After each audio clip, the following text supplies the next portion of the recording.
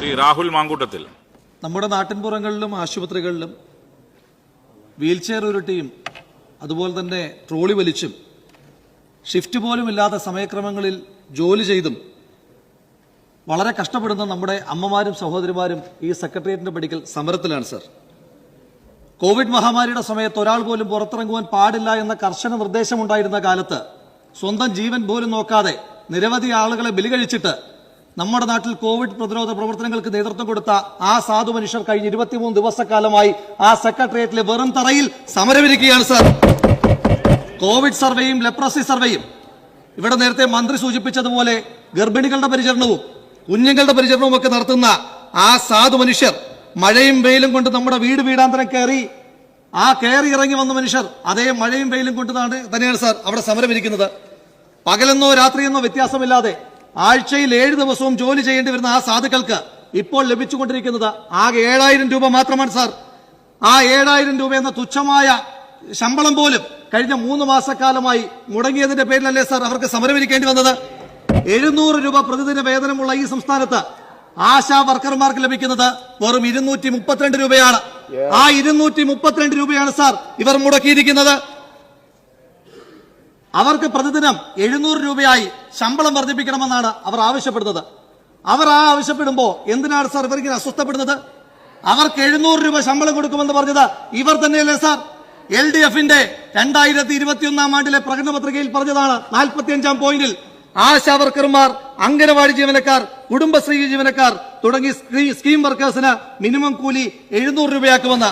ആ 700 രൂപ ഇവർ നൽകിയ വാഗ്ദാനം, ആ വാഗ്ദാനത്തിന് വേണ്ടി ആ സാധു മനുഷ്യർ സമരം ചെയ്യുമ്പോൾ ഇവർ എന്തൊക്കെ പുലഭ്യമാണ് സാർ അവരെ പറയുന്നത്. നിങ്ങൾ എന്തൊക്കെയാണ് സാർ അവരെ വിളിച്ചത്? നിങ്ങൾ അവരെ കൃമികീടങ്ങളെന്ന് വിളിച്ചില്ലേ? നിങ്ങൾ അവർ ഈർക്കൽ പാർട്ടികളെന്ന് വിളിച്ചില്ലേ? നിങ്ങൾ അവരെ ബക്കറ്റ് പിരിവാർന്ന് വിളിച്ചില്ലേ? എന്ന് തൊട്ടാണ് സാർ ഇവർക്ക് ബക്കറ്റ് പിരിവ് ഇത്ര അയിത്തമായി തോന്നി തുടങ്ങിയത്? കൊലയാളികൾക്ക് വേണ്ടി ബക്കറ്റ് പിരിച്ച പാർട്ടിക്കാരല്ലേ സാർ ഇവർ. അവർക്കിപ്പോ ബക്കറ്റ് പിരിക്കുന്നത് മോശം കാര്യമായി തോന്നുകയാണ് സാർ. മിനിമം കൂലി കൂട്ടണമെന്ന് പറഞ്ഞ് സമരം ചെയ്യുമ്പോൾ ഇപ്പോൾ മന്ത്രിയും പറഞ്ഞു മിനിമം കൂലി കൂട്ടേണ്ടത് കേന്ദ്രമാണ് എന്ന്. അങ്ങനെ മിനിമം കൂലി കൂട്ടേണ്ടത് കേന്ദ്രമാണ് എങ്കിൽ സാർ പിന്നെ എന്തിനാണ് 2014 ആണ്ട് ഡിസംബർ 8-ന് ഇന്ന് ഈ ആശാവർക്കർമാരുടെ സമരത്തെ തള്ളിപ്പറയുന്ന CITUവിന്റെ സെക്രട്ടറി ശ്രീ എളമരം കരീം ഇതേ നിയമസഭയിൽ 10,000 രൂപയായി അവരുടെ ശമ്പളം വർദ്ധിപ്പിക്കണമെന്ന് ആവശ്യപ്പെട്ടത്? ഈ ശമ്പളം വർദ്ധിപ്പിക്കേണ്ടത് കേന്ദ്രമാണെങ്കിൽ പിന്നെന്തിനു വേണ്ടിയിട്ടാണ് സാർ? 2024 ആണ്ട് ഫെബ്രുവരി മാസം 29-ാം തീയതി ഹരിയാനയിലെ CITUക്കാർ ആശാ വർക്കർമാരുടെ ശമ്പളം 26,000 രൂപയാക്കി വർദ്ധിപ്പിക്കണമെന്ന് പറഞ്ഞ് എന്തിനാണ് സാർ സമരം ചെയ്തത്? എന്തിനാണ് സാർ ബംഗാളിലെ CITUക്കാർ ബംഗാൾ സർക്കാരിനെതിരായിട്ട് സമരം ചെയ്യുന്നത്? വേൾഡ് ഹെൽത്ത് ഓർഗനൈസേഷൻ 75-ാമത് ലോകാരോഗ്യ അസംബ്ലിയിൽ ഗ്ലോബൽ ഹെൽത്ത് ലീഡേഴ്സ് അവാർഡ് നേടിയ മനുഷ്യന്മാരാണ് സാർ കഴിഞ്ഞ 23 ദിവസക്കാലമായി മഴയും വെയിലും കൊണ്ട് സമരമിരിക്കുന്നത്. ബഹുമാനപ്പെട്ട മുഖ്യമന്ത്രിയോ ബഹുമാനപ്പെട്ട മന്ത്രിമാരോ അവരോടൊന്ന് സംസാരിക്കുവാനെങ്കിലും തയ്യാറായിട്ടുണ്ടോ? അവരുടെ സമരത്തെ ഒന്ന് ഗൗനിച്ചിട്ടുണ്ടോ? അവരുടെ സമരത്തെ ഗൗനിച്ചില്ല എന്ന് മാത്രമല്ല സാർ, ആ സാധു മനുഷ്യർ മഴ കൊള്ളാതിരിക്കുവാൻ വേണ്ടി കെട്ടിയ ടാർപോളിൻ മിസ്റ്റർ ചീഫ് മിനിസ്റ്റർ അദ്ദേഹത്തിന്റെ പോലീസ് വലിച്ചു കളഞ്ഞില്ലേ സാർ? അതെന്തൊരു നീതിയാണ് സാർ? ഈ ആരോഗ്യവകുപ്പ് മന്ത്രി ഇത്രയും വിശദീകരണങ്ങൾ ആ ആശാ വർക്കർമാരോട് നടത്തിയോ സാർ? ആ ആശാ വർക്കർമാർ കൊടുത്ത ഡേറ്റയുടെ അടിസ്ഥാനത്തിലല്ലേ സാർ ഈ ആരോഗ്യവകുപ്പ് മന്ത്രി ഇടയ്ക്കിടയ്ക്ക് സഭയിൽ വന്ന് കേരളം നമ്പർ 1 എന്ന് ഈമ്പ് കൊള്ളുന്നത്? ഈ ആരോഗ്യവകുപ്പ് മന്ത്രി അവർ വനിതാ ശിശുക്ഷേമ വകുപ്പ് മന്ത്രി കൂടിയല്ലേ?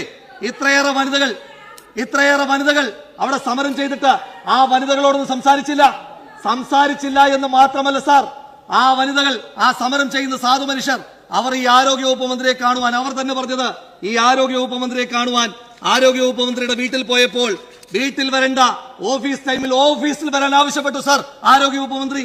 ഞാൻ ചോദിച്ചോട്ടെ സാർ, ഈ ആരോഗ്യവകുപ്പ് മന്ത്രിയും ഞാനും അങ്ങും ഈ സഭയിലിരിക്കുന്ന എല്ലാവരും വീട് വീടാന്തരം കയറി വോട്ട് ചോദിച്ചവരല്ലേ സാർ? നമ്മൾ വോട്ട് ചോദിക്കുവാൻ പോകുമ്പോ ഓഫീസ് ടൈമിലാണോ സാർ വോട്ട് ചോദിക്കുവാൻ പോകുന്നത്? വോട്ട് ചോദിക്കാൻ പോകുമ്പോ കൊച്ചു വെളുപ്പാങ്കാലത്ത് പോകാം, പാതിരാത്രിയിൽ പോകാം.